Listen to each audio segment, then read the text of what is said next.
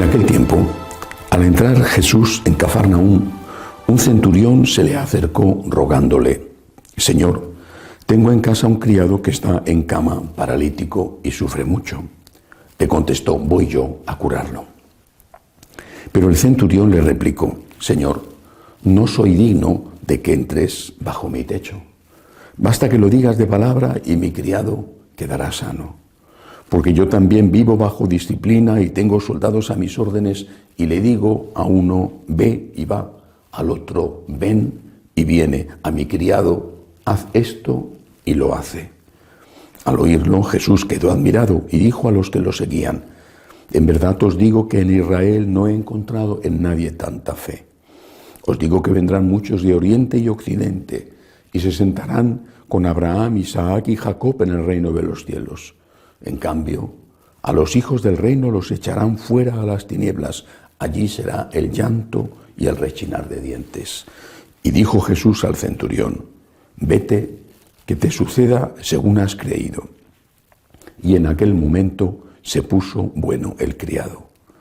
Al llegar Jesús a la casa de Pedro, vio a su suegra en cama con fiebre. Le tocó su manto y se le pasó la fiebre. Se levantó y se puso a servirle. Al anochecer le llevaron muchos endemoniados. Él con su palabra expulsó los espíritus y curó a todos los enfermos, para que se cumpliera lo dicho por medio del profeta Isaías. Él tomó nuestras dolencias y cargó con nuestras enfermedades. Palabra del Señor. Gloria a ti, Señor Jesús. Es posible que durante muchísimo tiempo en el pasado el concepto de derecho apenas haya sido desarrollado, incluso jurídicamente, aunque las tablas de derechos ya existen desde la época, al menos se conservan desde el Código de Hammurabi, por ejemplo. Pero en todo caso, probablemente eran los deberes, las obligaciones, incluso exigidas violentamente, lo que imperaba en las relaciones sociales. Y también es posible que la famosa ley del péndulo nos haya llevado al extremo contrario. Todo es un derecho. Todo. Todo el mundo tiene derecho a aquello que le apetece. Ya no distinguimos deseos de derechos. Todo lo que deseo es un derecho. Y como nos hacen continuamente aumentar los deseos para consumir más, pues continuamente estamos enfadados porque al no poder saciar nuestros deseos, nos consideramos agraviados porque pensamos que no están siendo respetados nuestros derechos. Esto, que es una consideración general sobre el tipo de vida actual, esto también está en el alma de los creyentes, de los católicos y de los católicos practicantes. Primero, el derecho al milagro. Mucha gente lo piensa y lo cree así. Si no fuera así, ¿por qué habría el enfado con Dios cuando no te da el milagro? ¿Por qué? Te enfadas con Dios porque piensas que Dios tiene el deber de darte ese milagro que le pides, que en realidad no se lo pides, se lo mandas. Haz esto y lo tienes que hacer, como el centurión con sus criados. Pero nosotros no somos los señores de Dios. Dios no es nuestro criado. A eso hemos reducido al Todopoderoso, al criado, al empleado, al soldado de la centuria que tiene un capitán por encima y que le ordena bajo amenaza, si no cumple, que haga una tarea o la otra. A eso hemos reducido a Dios. Haz esto.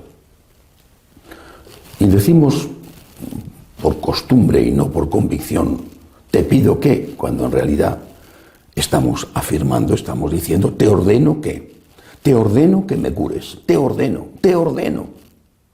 Y si no, te vas a enterar. Y como no podemos ponerle un pleito a Dios, porque no hay un tribunal que juzgue a Dios, que si no se lo llevaría a los tribunales, como no podemos ponerle un pleito a Dios, nos enfadamos con Dios. Te castigo, y mi castigo es dejar de creer en ti. Ya no creo en ti, hala. Como un niño que se enrabieta con la mamá cuando la mamá no le da el último capricho que tiene, se enrabieta, se enfada, patalea. Le dice tonterías a su mamá. Ya no te quiero, te odio, me quiero ir de casa. Así hacemos con Dios. Le tratamos peor que a un esclavo, porque al menos a los esclavos les daban de comer. Nosotros a Dios ni siquiera la limosna para el culto o la caridad para los pobres. Te ordeno que hagas esto, te lo mando. Y si no, te vas a enterar tú de quién soy yo, que no sabes con quién estás tratando. Que mañana dejo de ir a misa y a ver qué ocurre.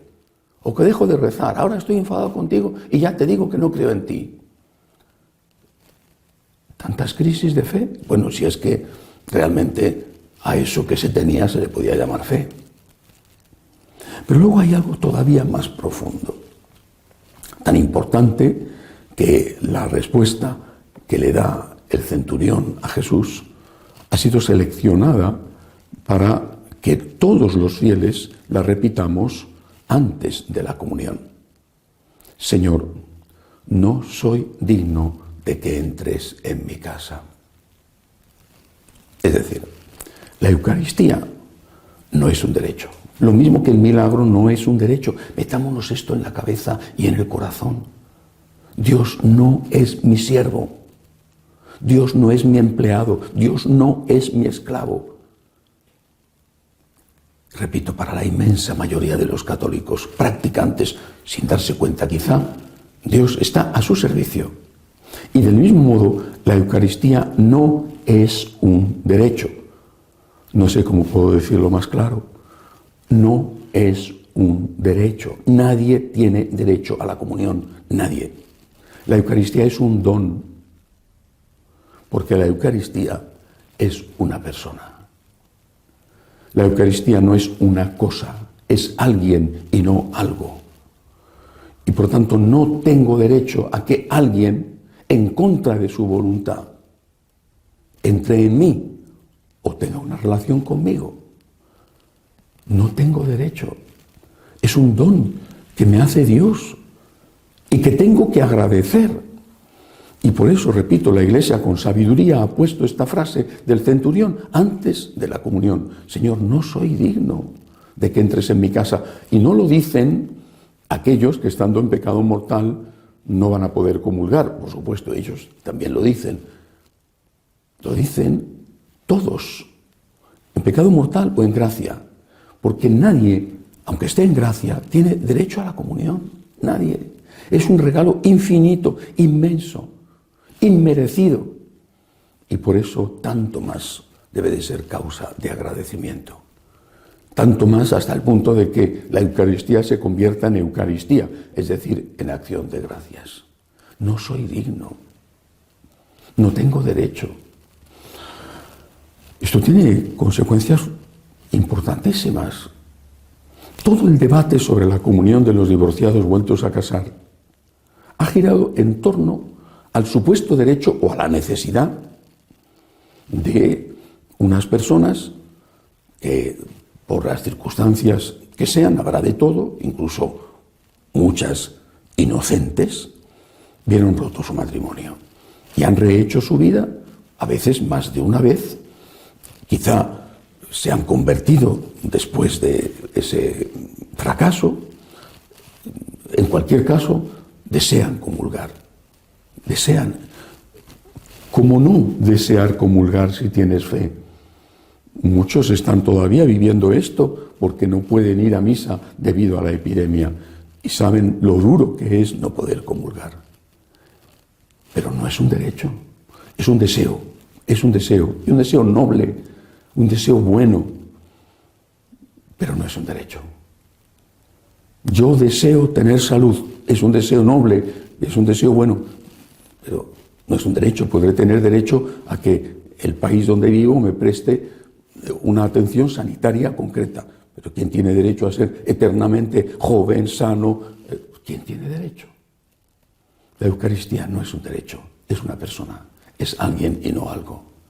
Y nadie tiene derecho a eso. Es un don que se recibe siempre y que para recibirlo tienes que cumplir unas condiciones. Las que te pone aquel que te da el regalo, las que te pone aquel que te da el don. Esas condiciones son simplemente estar en amistad con Él.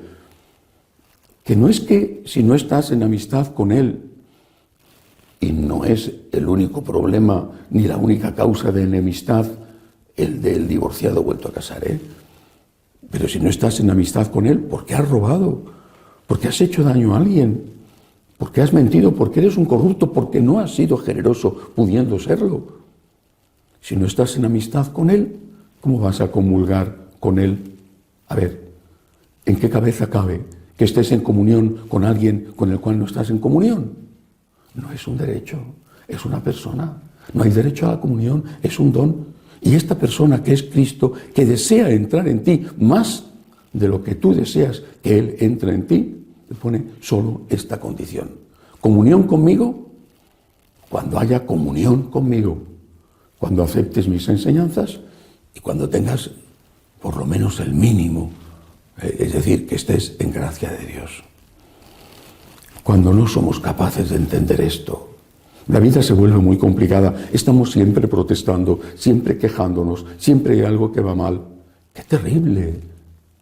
Y qué amargados y amargadores nos volvemos. Y con respecto a Dios, también lo mismo, siempre enfadados, siempre quejándonos. No me ha dado esto, no me ha dado lo otro.